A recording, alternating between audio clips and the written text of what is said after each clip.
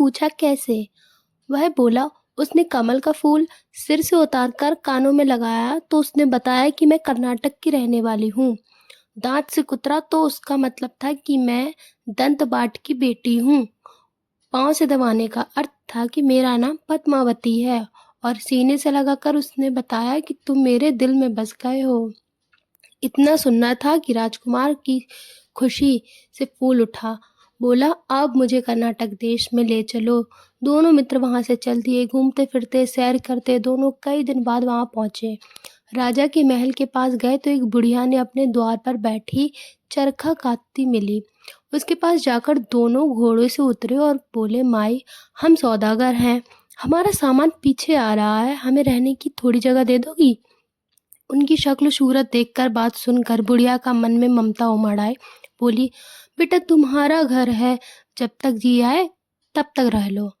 दोनों वहीं ठहर गए। दीवान के बेटे ने उससे पूछा, माई, तुम क्या करती हो? तुम्हारे घर में कौन कौन है और तुम्हारी गुजर बसर कैसे होती है? तो बुढ़िया का जवाब था, बेटा, मेरा एक बेटा है जो राजा की चाकरी में है। मैं राजा की बेटी पद्मावती की धाय थी। बूढ़ी हो जाने से अब मैं घर में रहती हूँ। राजा खाने पीने को दे देता है। दिन में एक बार राजकुमारी को देखने महल में जाती हूँ।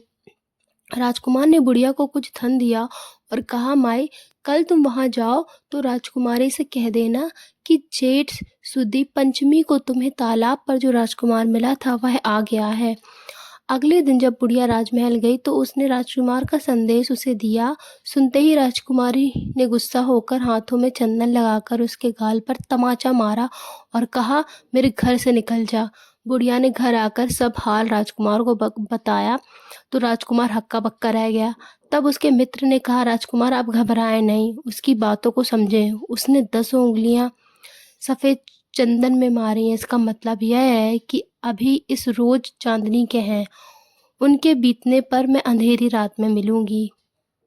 10 दिन बाद बुढ़िया ने फिर राजकुमार को खबर दी तो इस बार उसने केसर के रंग में 3 उंगलियां डुबोकर उसके मुंह पर मारी और कहा, भाग यहाँ से। बुढ़िया ने जाकर सारी बात राजकुमार को सुना दी तो शोक से व्याकुल हो उठा। दीवान के लड़के ने कहा कि इसमें हैरान होने की क्या बात है? उसने कहा है कि मुझे मासिक धर्म हो रहा है, 3 दिन और ठहरो। 3 दिन बीतने पर बुढ़िया फिर वहां पहुंची और इस बार राजकुमारी ने उसे फटकार कर पश्चिम की खिड़की से बाहर निकाल दिया। सुनकर दीवान का लड़का बोला, मित्र, आज रात उसने तुम्हें उसकी खिड़की की राह से बुलाया है। खुशी के मारे राजकुमार उछल पड़ा। समय आने पर उस बुढ़िया की पोशाक पहनी, इत्र लगाया, हथियार बांधे। दोपहर रात बीतने पर वह महल जा पहुंचा और खिड़की से होकर अंदर पहुंच गया। राजकुमारी वहां तैयार खड़ी थी। वह उसे भीतर ले गई। अंदर का हाल देखकर राजकुमार